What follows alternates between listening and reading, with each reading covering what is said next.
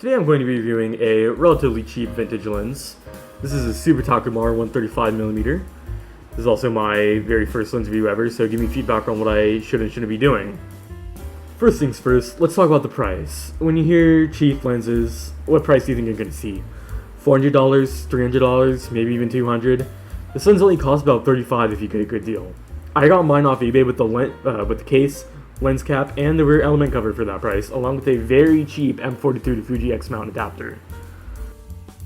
The adapters aren't too expensive. They'll run you about $11 if you get a low quality one like I did. Seriously though, don't make that mistake. I screwed my lens in a little too tight once, and I genuinely broke the whole adapter. But that's alright since they're not too expensive. I can get another if I buy more M42 lenses. Now, on to some things I like about the lens. The manual focus throw is very nice and smooth. I like the length of it a ton. If I recall correctly, it's about 330 degrees of rotation before we hit the minimum or maximum focus. Not bad at all. And if you have huge hands like me, you can do it without readjusting. Although it really isn't that comfortable.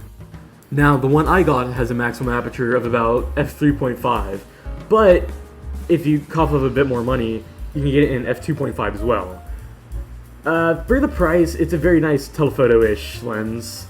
A 135mm, personally, for me, just isn't enough for wildlife. You have to get quite close a lot of the time, but it's not too close either. It's a nice sweet spot. I'd say it's a nice lens for, like, animals in parks, like squirrels in trees, or birds in trees, you know what I mean. Maybe architecture every now and then if that's your speed. I've never been a big architecture guy, though. I've had this lens for about a week now, and it's very solidly built. One thing to keep in mind is the weight.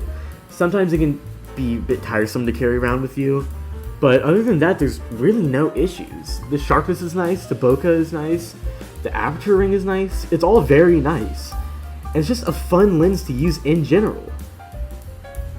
Like, of course there's downsides, but the lens is so cheap that it's excusable. Now, is it as good as a new lens you could buy for 30 times the price? Absolutely not. In what world? But it's definitely comparable to something like a $400 TT Artisan whatever telephoto for a fraction of the price. Now, I feel like I should talk about some of the cons, although there aren't that many. One thing I don't love is the weight. At around 340-ish grams, it's a lot heavier than you would think. Combined with the lens hood, I think it's about 400. I understand that it was made in the 60s out of basically solid steel, but it's so goddamn heavy for the size. Another thing, which this might just be me, is the throw the focus ring. I hate how long it is because by the time I'm nearly in focus, the bird or whatever already flew away. It's just a bit of a pain in the ass, but it could also just be a skill issue. Who knows, right? Another issue I could think of is that there's no image stabilization. I know you're saying, Jack, it's a lens from the 60s, of course there's no damn image stabilization. But it's really a pain in the ass for me because my camera doesn't have inbuilt image stabilization. So if the wind blows on it in the wrong way, it just shakes to all hell. So I have to shoot in like a super high shutter speed in RAW, and I have to like raise the exposure like all the way up. It's just kind of a pain in the ass, alright? Another issue I have with it is the lens flare. I'd pick up the lens hood that comes with it. One last thing is the chromatic aberration. I know, scary. With modern software, you can very easily just edit it out, but I don't really have the money for said software. It's definitely not the worst chromatic aberration I've seen, but it's not amazing either. Take this photo for example. Where the light hits the log, you can really see the purple and green fringing. Here's another. On the outline of the squirrel, it's just not the best, but that's really my only big issue with it. It's an amazing lens despite its issues, and all can be forgiven for the price. $35 is insane for a nice lens like this. Seriously, if you live near a park where tons of people visit or something like that, where the animals there are used to humans, this lens is a very good pickup.